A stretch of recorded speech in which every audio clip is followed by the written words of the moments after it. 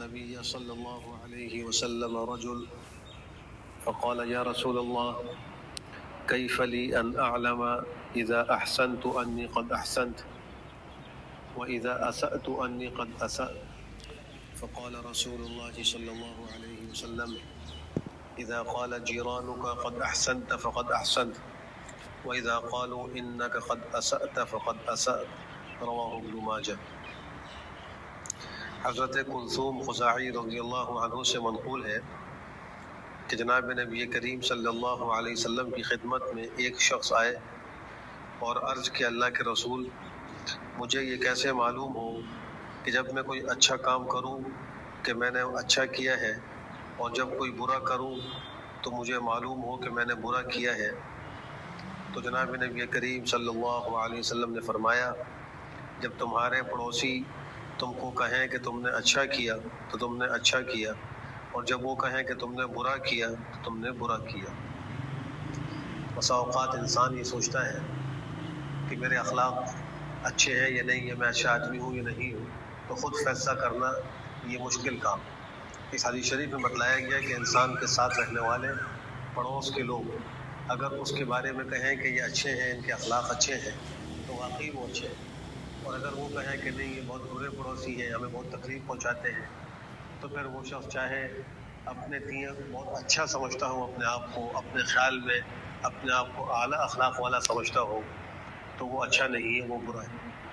اس حدیث شریف میں اور اس سے ملتی جلتی دیگر احادیث میں جن لوگوں کے بارے میں یہ کہا گیا کہ وہ اچھا کہیں تو تم اچھے ہو، اس سے مراد ایمان والے نیک لوگ ہیں۔ اگر کوئی بدعمل کسی کے بارے میں کوئی رائے قائم کرے تو اس کی رائے کا کوئی اعتبار نہیں۔ ایمان والا صالح نیک شخص نمازی اگر کسی کے بارے میں گواہی دے تو اس کی بات کا اعتبار ہے۔ ایک اور حدیث میں آتا ہے کہ ایک دفعہ جناب نبی کریم صلی اللہ علیہ وسلم تشریف فرما تھے، صحابہ بھی موجود تھے، ایک جنازہ وہاں سے گزرا تو صحابہ نے آپس میں کہا کہ یہ بڑا اچھا آدمی تھا، تعریف کی اس کی، تو آپ نے فرمایا وجبت۔